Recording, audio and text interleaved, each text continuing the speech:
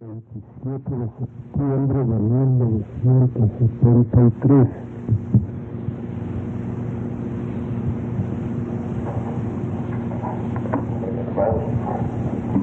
Todos reunidos, vamos ahora a comenzar nuestra plática de esta noche.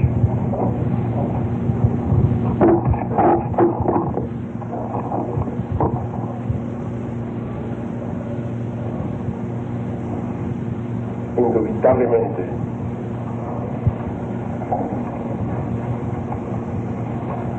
la humanidad, en vez de marchar, como se cree, por un camino evolutivo, muy al contrario, ha venido involucionando.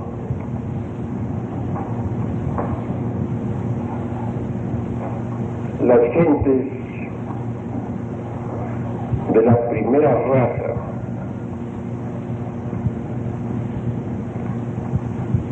fueron realmente sublimes. Es bueno saber que la primera raza existió en el continente polar del norte, que es el primero en aparecer durante la ronda actual y el último en desaparecer. Está siempre iluminado tal continente por la estrella polar, ya puesto en el mismo su mirada. Esas gentes de la primera raza fueron andróginas, criaturas protoplasmáticas, cuerpos gelatinosos. No poseían una estatura fija como la que tenemos actualmente. Podían asumir aspectos gigantescos, como también podían empequeñecer su figura hasta reducirla al punto matemático.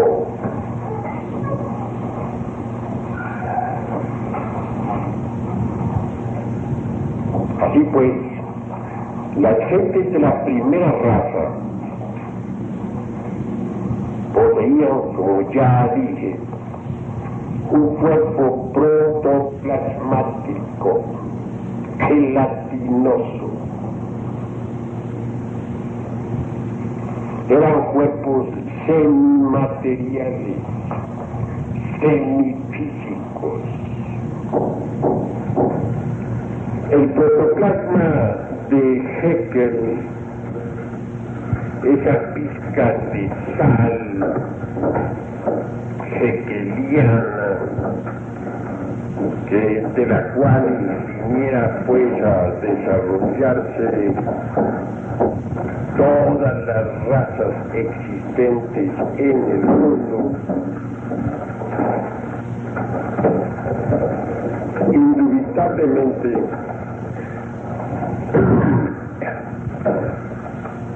es trascendido por la raza protoplasmática.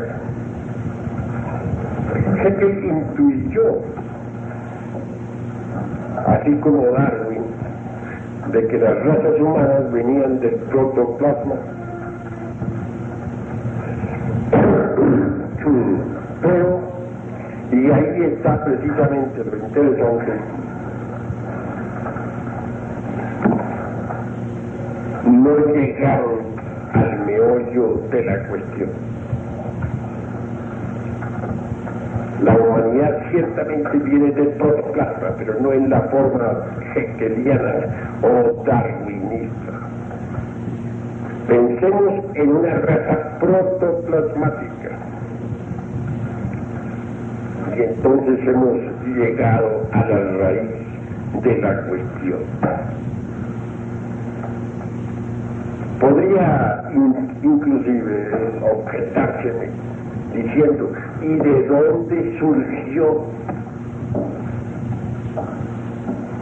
esa famosa raza? La respuesta sería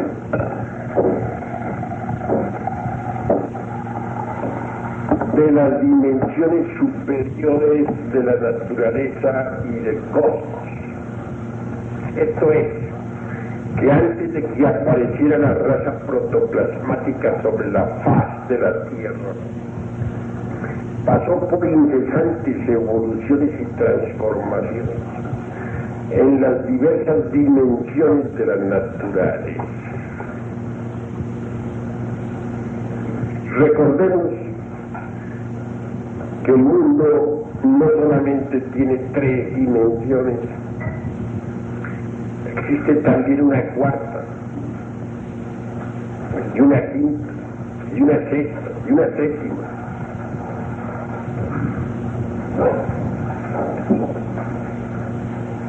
Más allá hay dimensiones elevadas como la octava y la novena. Así pues, antes de que apareciera la raza protoplasmática como tal sobre la faz de la Tierra, pasó por incesantes transformaciones y evoluciones dentro de las dimensiones superiores de la naturaleza. Al fin asumió forma y apareció, pues, como agrupación humana en el continente polar. No está de más decir que por aquella época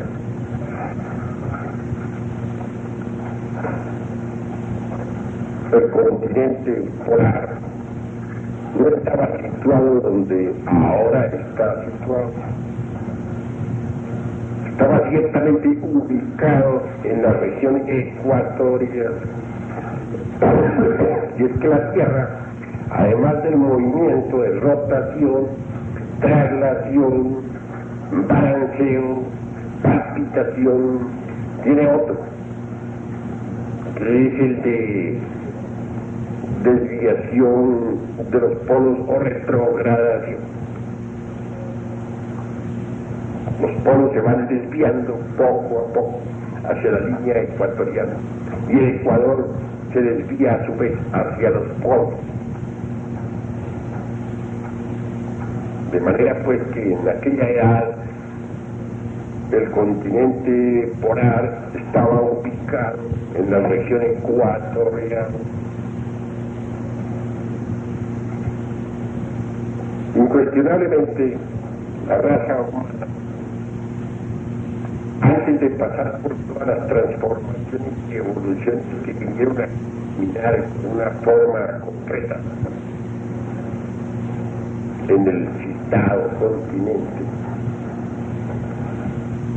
surgió pues el germen original, primitivo, elemental. Tal germen yacía entre el caos, dormitaba profundamente el caos. Mas conforme pasaron los siglos, la eternidad, dicho germen, ingresando en procesos de manifestación cósmica, evolucionó, se transformó, etc., hasta venir a tomar la forma pues de raza viviente en el casquete polar del norte.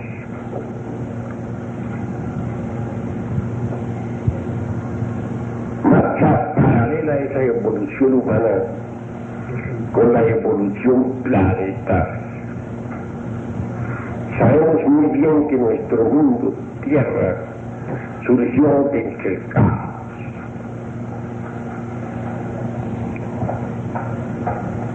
Y es obvio que en ese mundo, Tierra, el germen también inició sus procesos evolutivos. Me refiero al germen humano.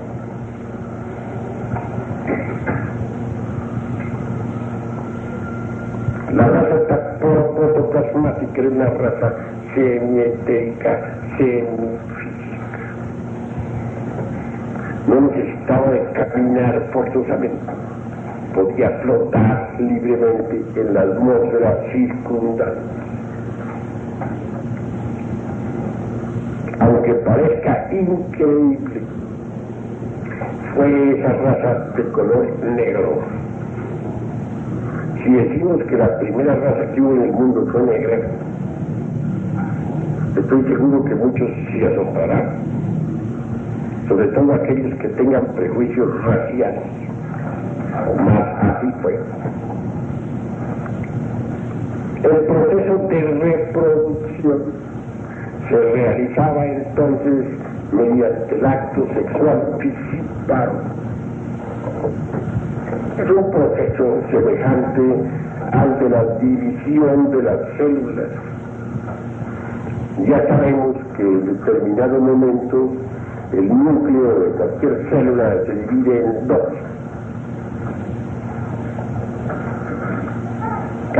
Cada parte especializa para sí mismo la cantidad de citoplasma necesario a fin de organizarse en forma de nueva célula. Es mediante ese proceso de división celular como se va gestando la criatura dentro del vientre materno.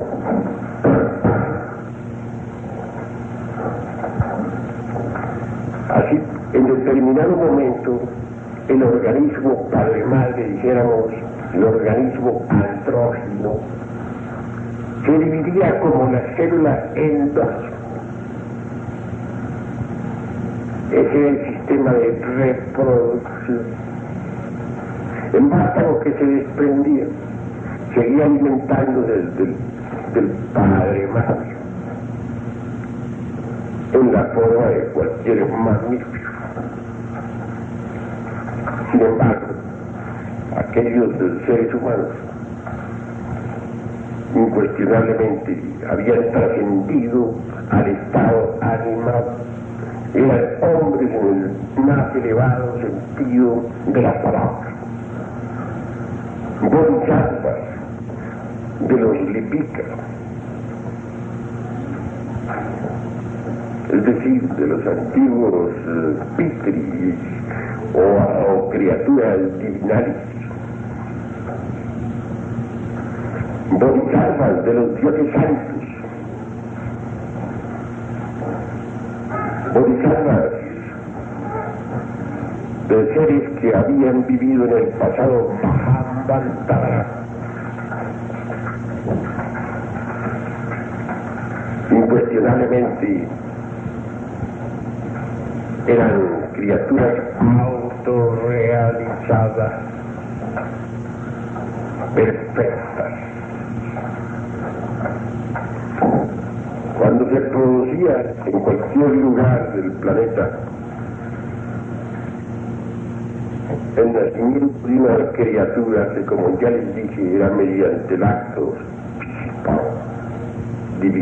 semejante al de la división celular, quienes asistían reverentes se prosternaban en tierra adorando a la Madre Divina y al Padre que está en secreto. Era pues todo nacimiento celebrado pues religiosamente.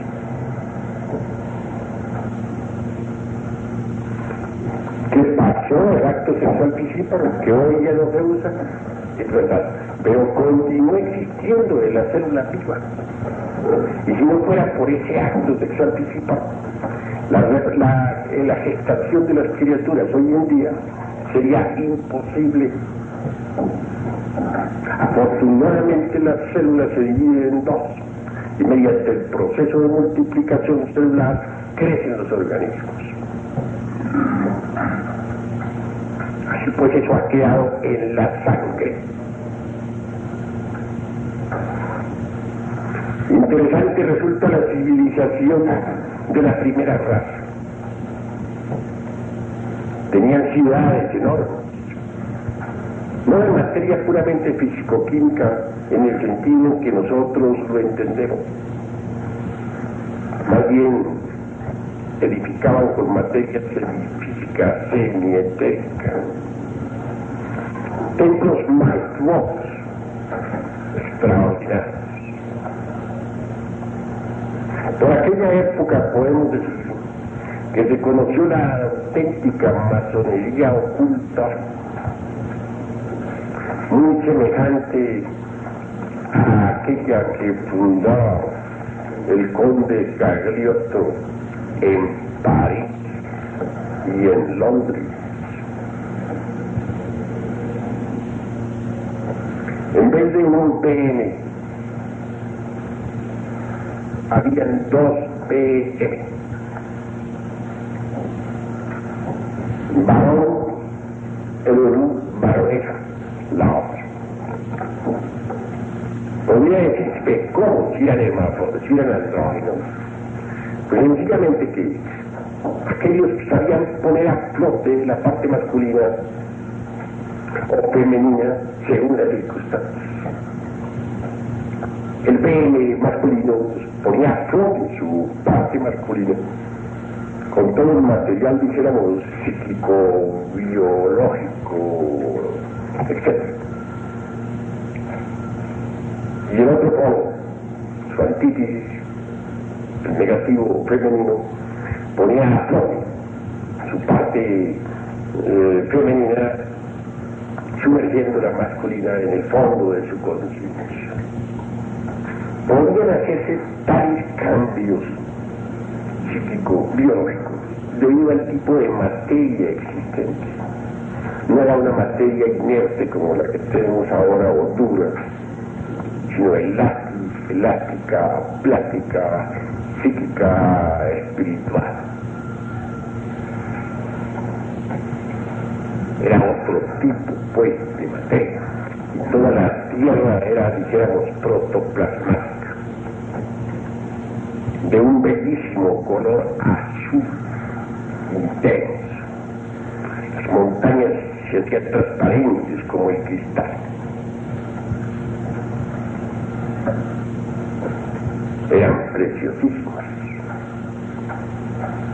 Aquella humanidad divina vivía en estado paradisíaco, más allá del bien y del mal.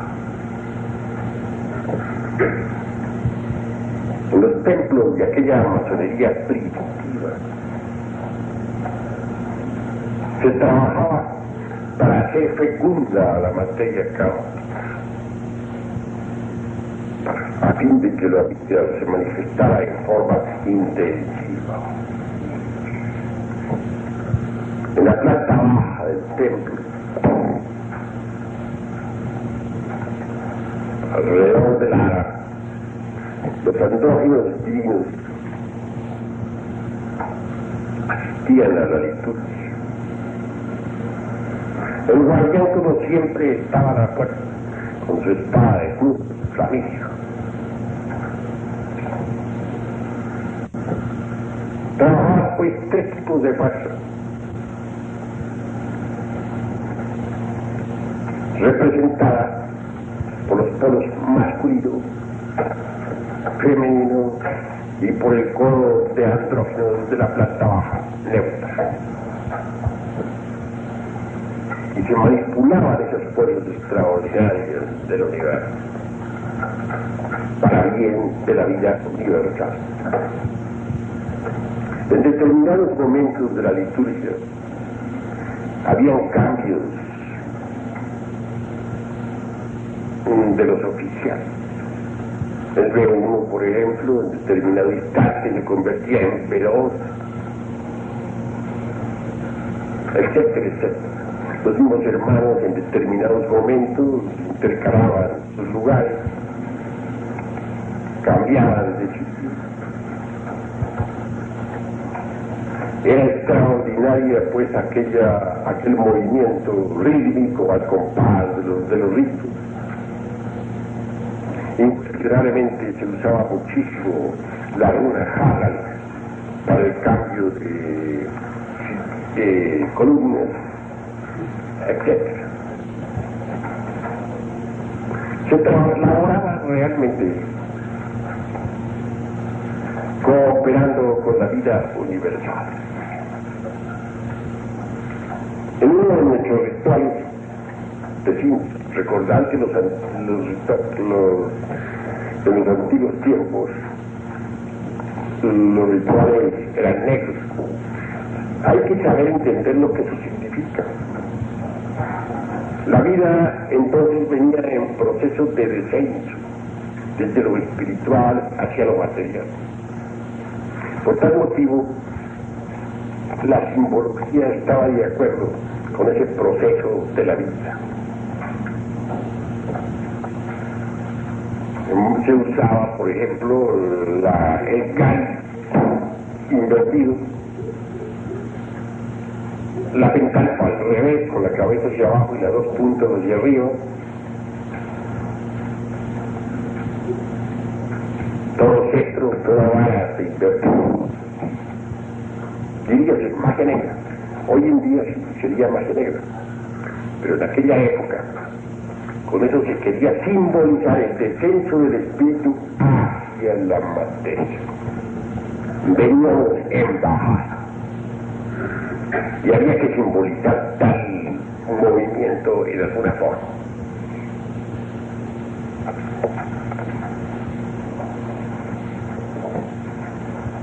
Los viajes meramente simbólicos de nuestra masonería actual eran por aquella época gigantescos. Se hacían esos viajes alrededor de todo el planeta Tierra. Un gran aparato enorme, solemnidad.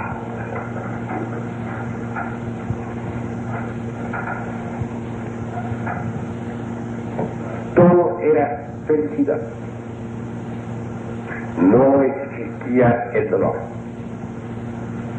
Estábamos más allá del bien y del mal. En las épocas de luna llena se celebraban especialmente los grandes ritos cósmicos. Pasaban los siglos, las edades, en un estado de felicidad inconcebible. Fue necesario después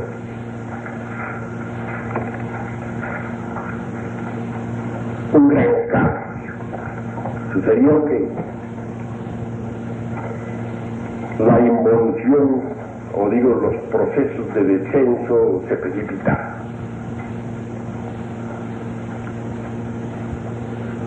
Aquellos cuerpos meramente gelatinosos se volvieron más bien gaseosos.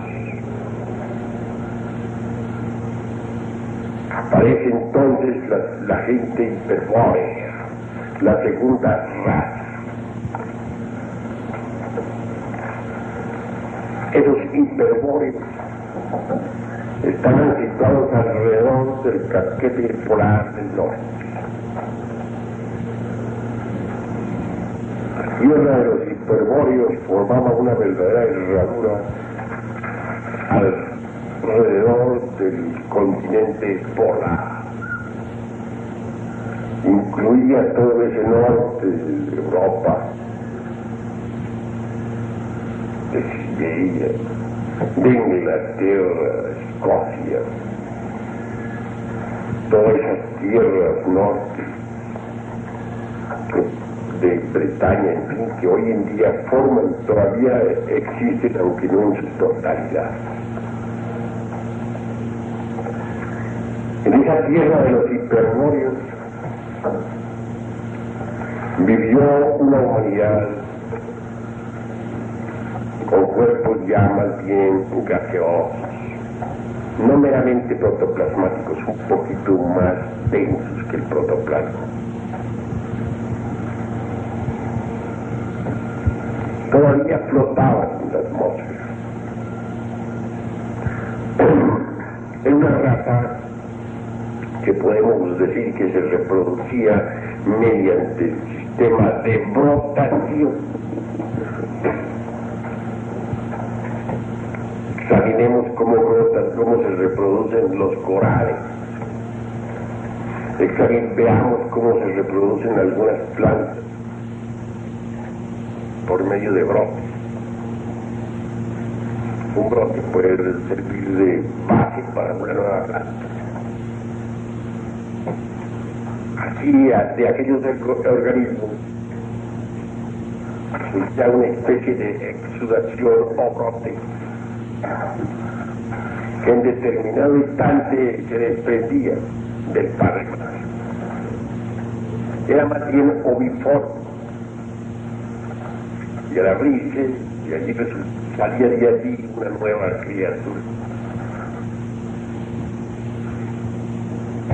El sistema de reproducción por brotación desapareció como desapareció el sistema principal. Pero, y es lo interesante,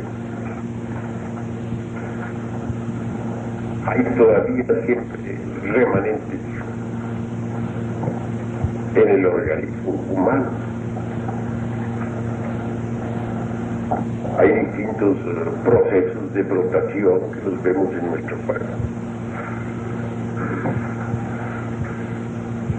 Pueden brotar, por ejemplo, durante el crecimiento, las uñas, brota el cabello, todo eso es brotación.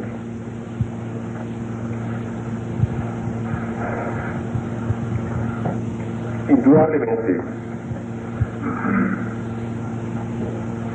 la raza hiperbórea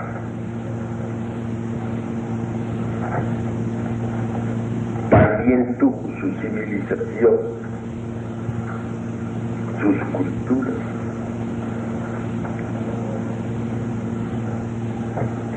Sin embargo, no todo fue perfección entre los hiperbóreos.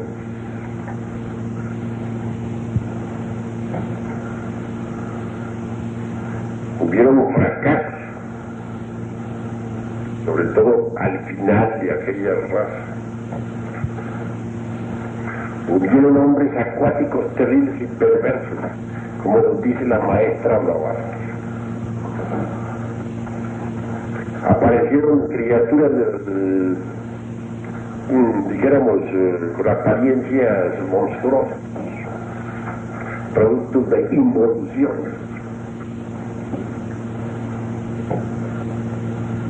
Criaturas hubo, por ejemplo, aunque parezca increíble, que vivían entre las aguas, que tenían un par de alas para volar, que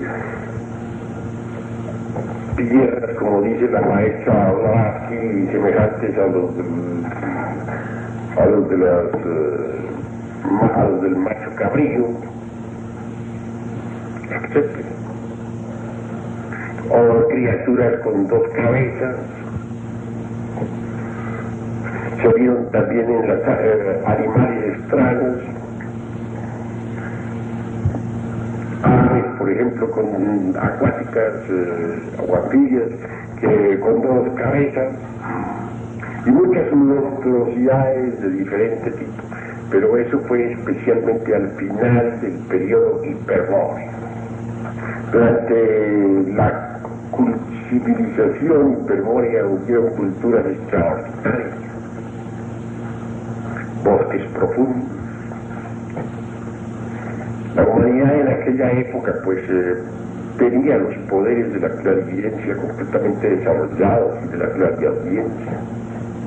podía percibir todas las dimensiones de la naturaleza y del cosmos. Cuando alguien se internaba, por ejemplo, en un bosque, no veía meramente árboles, como hoy en día, sino gigantes que levantaban sus brazos, que gritaban, que clamaban, etcétera, etcétera. Y es que las gentes percibían a los elementales vegetales, más bien el árbol meramente físico, las cosas puramente químico-físicas no eran percibidas. Si alguien, repito, atravesaba por entre una selva espesa, veía la vida elemental.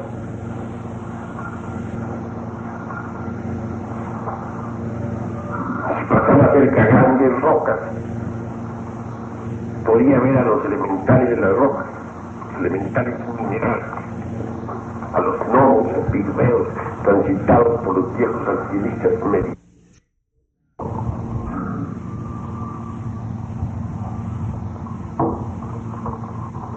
La denuncia, la humanidad fue ya propiamente dicho de carne y hueso. No quiero decirles a ustedes que los hiperbóreos no hubieran sido de carne y hueso en cierto sentido, pero todavía eran demasiado sutiles, aunque entre ellos no se veían tan sutiles como los podemos ver hoy en día nosotros.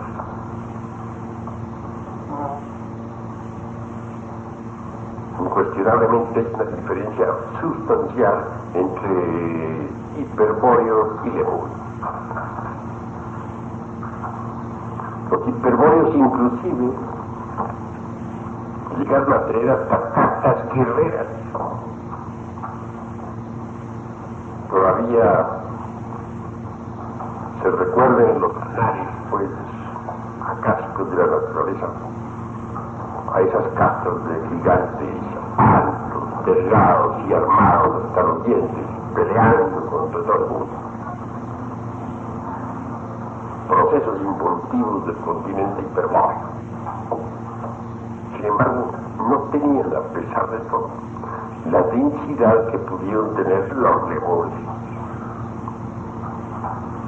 Las gentes del continente Mu fueron hermafroditas en el sentido más completo de la palabra.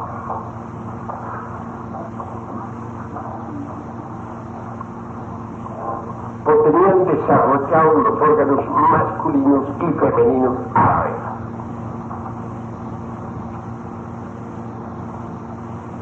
Eran de estaturas de 4, 5, 6 metros.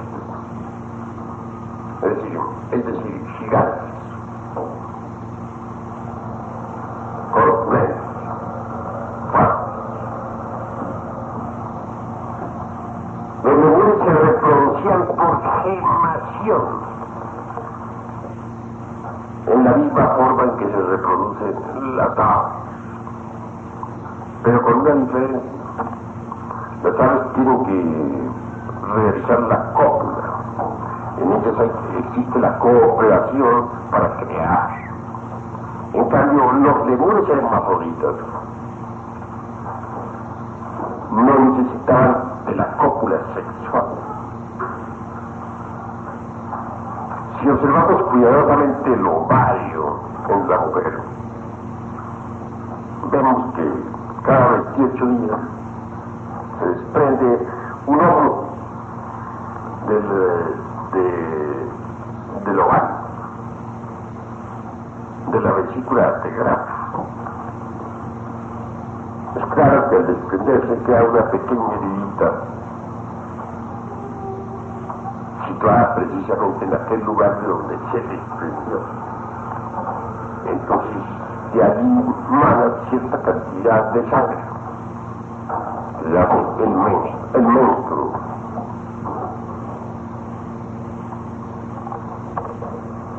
Resulta interesante saber que aquel óvulo desprendía del ovario de los hermafroditas lemures.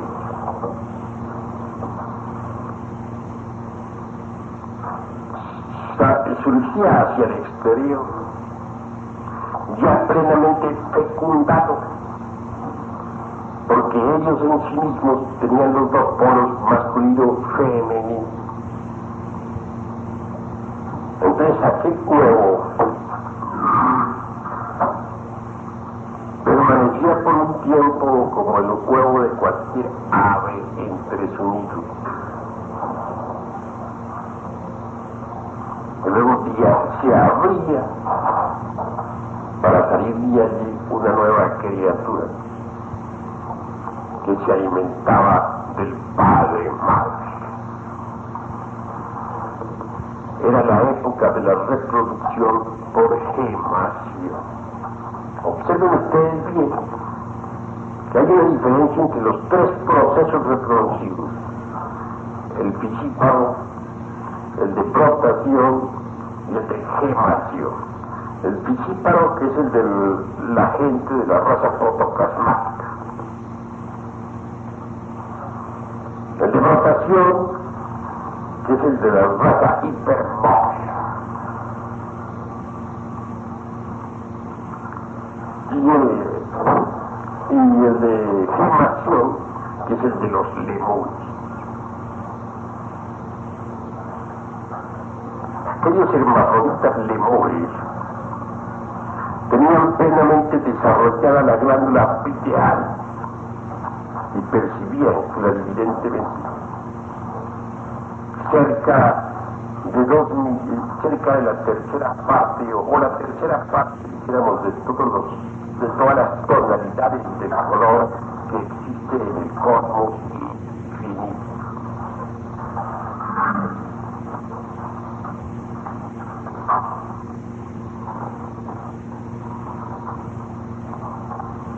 O sea, entonces las gentes usaban en su lenguaje 300 consonantes y 51 vocales. Es decir, poseían un lenguaje riquísimo. La laringe no se había degenerado. El poder hablativo no se había deteriorado. No solamente podían escribir esas 300 consonantes y 51 vocales, sino que además tenían la capacidad para articularlas.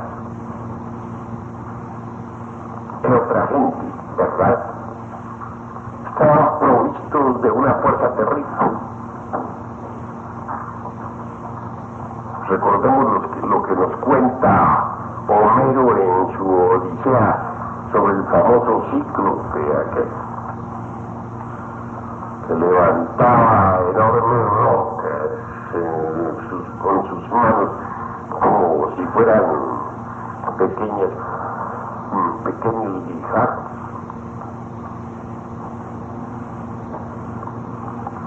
Ese ojo de los lacértidos, ese ojo cíclope, nosotros sino la facultad de la glándula clarividente, la pineal. Hablaban en el idioma universal, el idioma cósmico, divinal. Todavía no habían aparecido todos estos idiomas de la tierra. Se hablaba un lenguaje único. Y entonces las criaturas del fuego, de los aires, de las aguas, de la tierra, se entendían con la humanidad. Era otra gente. Los templos de la Lemuria fueron cortes todos. Allí se cultivaron los grandes misterios. Los lemures tuvieron naves que les permitieron viajar a otros mundos del espacio infinito. Sabían la energía atómica no solamente del uranio, sino de muchos otros metales, piedras preciosas, y hasta de los granos que germinan en la tierra. Así poseyeron naves impulsadas por energía nuclear, aviones extraordinarios, y hasta, ya dije, llegaron a viajar a otros mundos del espacio estrellado. La civilización Lemur fue portentosa, grandiosa. Estaban en comunicación con otras humanidades planetarias. Los ojos no se habían atrofiado. Cuando alguien miraba al espacio estrellado veía no solamente las moles planetarias, sino a las humanidades hermanas que los pueblan. Podía percibirse a los genios que gobiernan a las esferas celestes.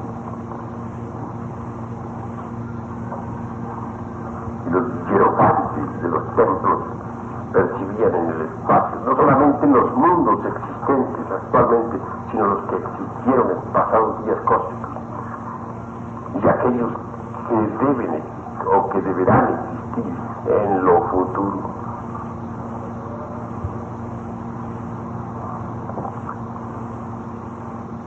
Desafortunadamente, todo pasa.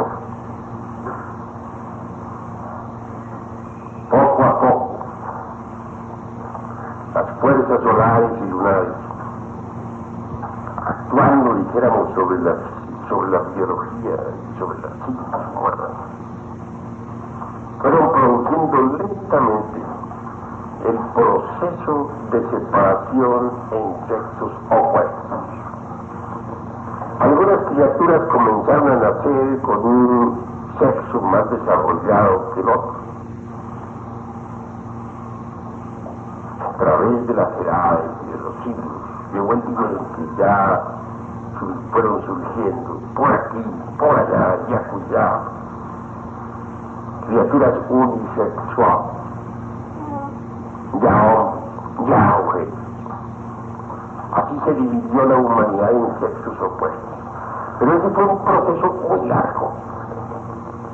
Un proceso que no se realizó en 2 ni en 3 días, que requirió millares de años, hasta millones.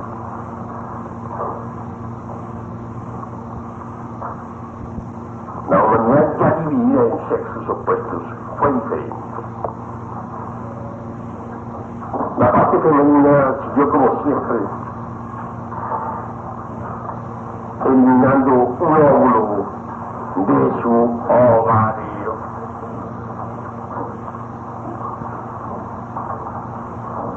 Mas ese óvulo que surgía ya no fue, pues, fecundado interiormente. Entonces se necesitó la cooperación sexual para crear y volver nuevamente a crear. Por aquellos días, los Kumara trabajaron intensivamente por la humanidad. Los guías de la humanidad conducían pues a los gentes anualmente, determinadas épocas del año, a través de inmensos territorios, a los templos donde debería verificarse la reproducción de la especie. Eran viajes larguísimos. Todavía, como dijéramos, leyenda o como remanente de todo eso quedó el viaje de luna de miel de los enamorados. y eran los templos donde se verificaba la reproducción.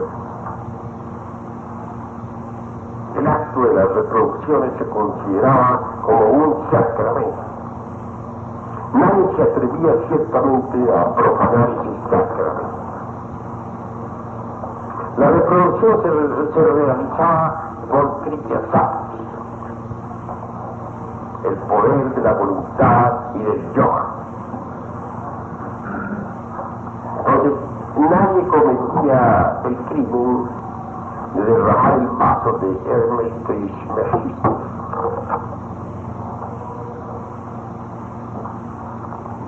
En cualquier momento, durante la conexión del Linga en Yoni, cualquier zoospermo se escapaba para hacer fecunda una matriz. Y así es como venían al mundo criaturas perfectas. No existía el dolor en el paz. Había felicidad por todas partes.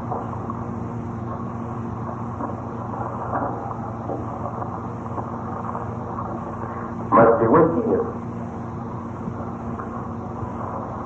en que todo cambió.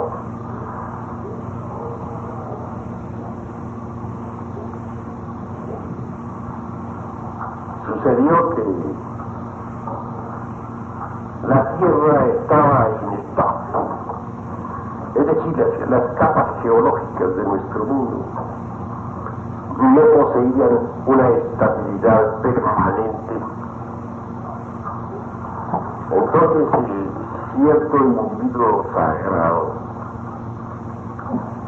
que viniera de otros mundos, encabezando a una altísima comisión, después de estudiar el problema, consideró necesario que la humanidad recibiera el abominable órgano Kundasiguao,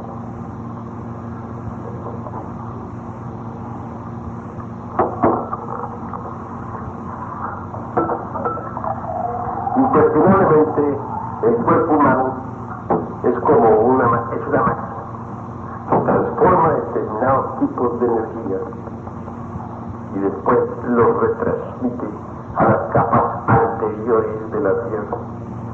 Si se hace cualquier modificación a esa máquina, los tipos de energía también pasan por dicha modificación. Al darle el abominable órgano fundastiguador a la humanidad, el tipo de energía transformado se hizo demasiado lunar y pudo, es obvio, estabilizar la corteza geológica de nuestro mundo.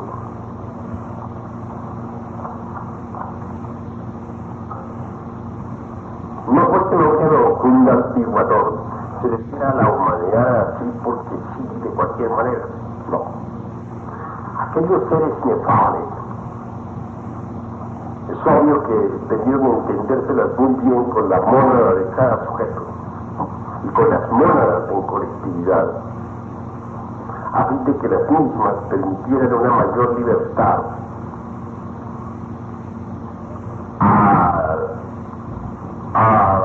dijéramos, al doble de cada una, al Prometeo Lucifer,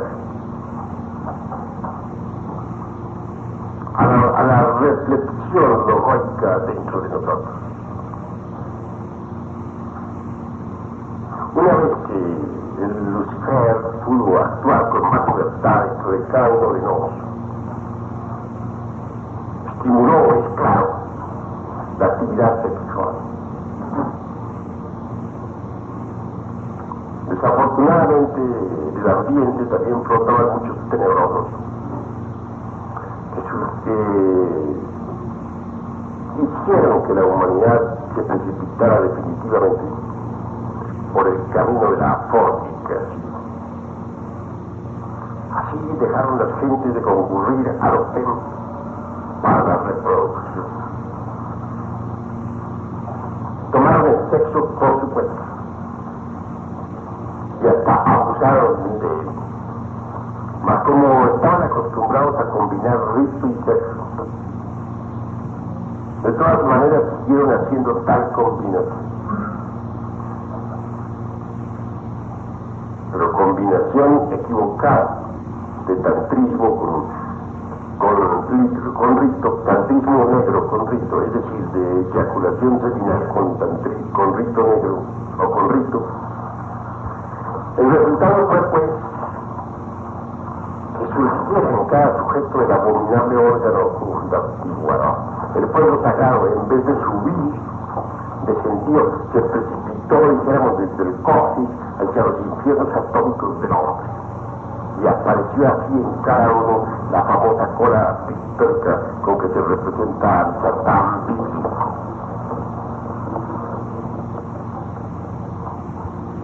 Se estabilizó la corteza geológica del mundo, claro. Desafortunadamente los resultados fueron nefastos. Cuando se eliminó el organismo humano, el abominable órgano cundanticuador, quedaron las consecuencias en los 5 cilindros de la máquina. Y eso fue gravísimo.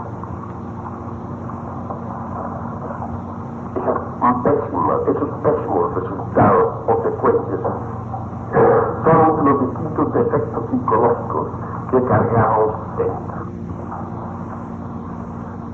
Así fue como vino a quedar en nuestra naturaleza una segunda naturaleza de tipo sumergido animal. Y la conciencia es obvio que quedó enfrascada en esa segunda naturaleza.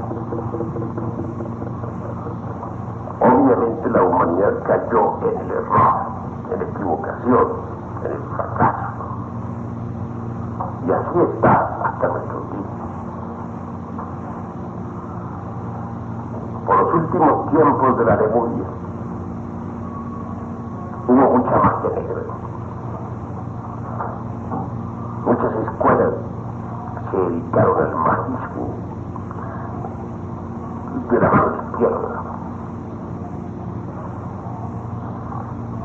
Se abusó de las leyes naturales y poco a poco, a través de 10.000 años de terremotos, la Lemuria se fue hundiendo entre el fondo del Pacífico. Surgió después la Atlántida. A medida que la Lemuria se iba sumergiendo, la Atlántida iba surgiendo.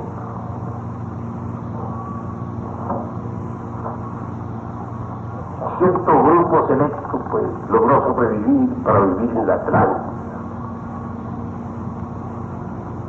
Los atlantes fueron de cuerpo aún más pequeño que el de los lemures, pero más altos que nosotros. Con relación a nosotros, eran gigantes. Poseyeron también una prodigiosa civilización. Construyeron enormes ciudades, como Sanglius, por ejemplo, Poseidón, las ciudades de las 7 puertas de oro macizo. La civilización atlante fue gigante. Es máquinas extraordinarias. Las naves cósmicas descendían constantemente en Sanglius. Tenían allí aeropuertos especiales. La humanidad atlante estuvo en comunicación con los dioses. Se usó también la energía atómica ya para mover sus carros o para impulsar sus naves aéreas o marítimas. El alumbrado era atómico.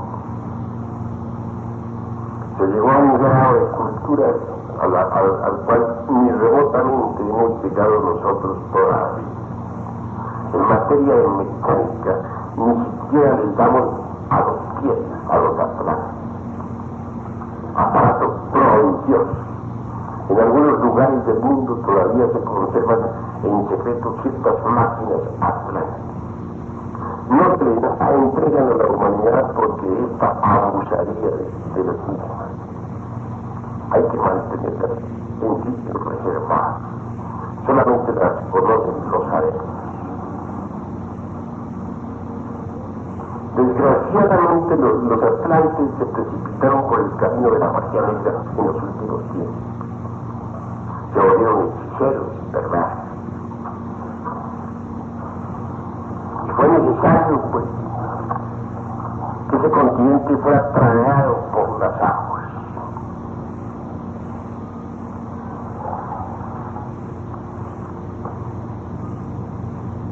Después de la sumersión del continente atlántico, se acabaron de degenerar las facultades humanas.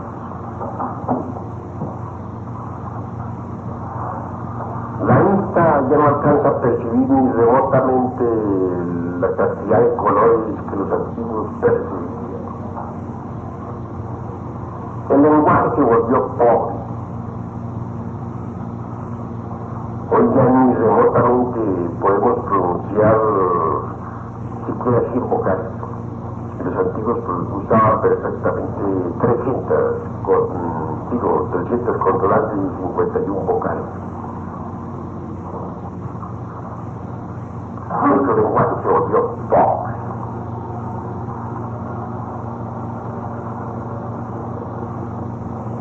Después de la sumersión de Atlántida, la raza humana se empequeñeció todavía más. Hoy ya nadie es capaz de percibir las causas de los fenómenos naturales que se suceden a nuestro alrededor. El cuerpo humano se degeneró. Los sentidos, como les digo, se acabaron de atrofiar. No ha habido pues tal evolución en la raza humana. Lo que sí ha habido son gigantescos procesos involuntarios. Esa es la cruda realidad de los hechos. Estamos actualmente en la quinta raza raíz, que es la que puebla la faz de la tierra.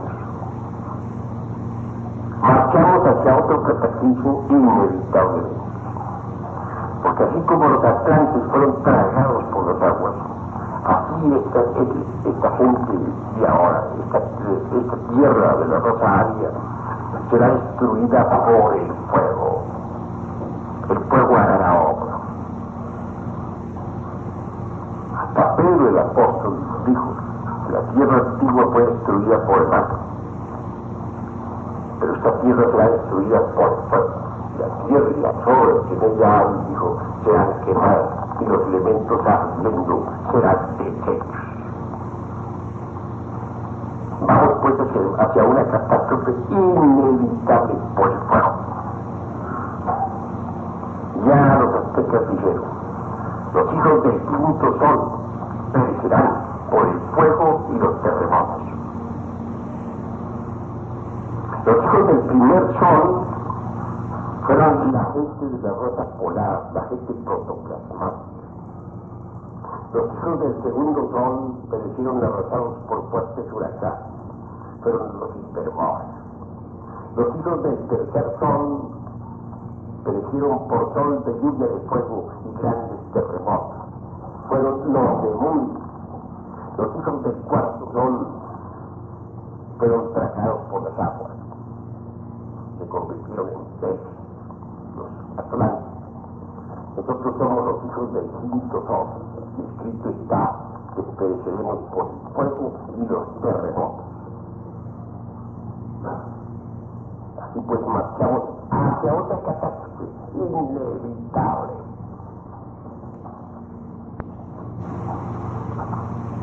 Después del gran cataclismo que se avecina, la Tierra pasará por una gran transformación y habrá una sexta raza que será diferente. Digo diferente porque será más espiritual. Actualmente ya se está creando la sexta raza, aunque parezca increíble. Ciertos sujetos, ciertos grupos de gente desaparecen sin saber cómo ni por qué. Así es que son llevados a otros mundos. De este planeta se están llevando los extraterrestres lo mejor de la semilla humana y se la llevan para cruzarla con gente de otros planetas. De manera que fuera de la Tierra se está haciendo actualmente la creación de una nueva raza. Después del gran cataclismo que se avecina, los resultados de tal cruce serán puestos sobre la faz de nuestro mundo y surgirá entonces la sexta raza raza. Será una raza diferente. Los hijos del sexto son serán distintos, así como los hijos del quinto son marcan la muerte de los dioses. Los hijos del sexto son significan la resurrección de los dioses. Volverá a rendirse culto a los dioses. Se abrirán otra vez las escuelas de misterios públicamente. Surgirán de nuevo las grandes civilizaciones esotéricas. Resucitarán a la luz del sol.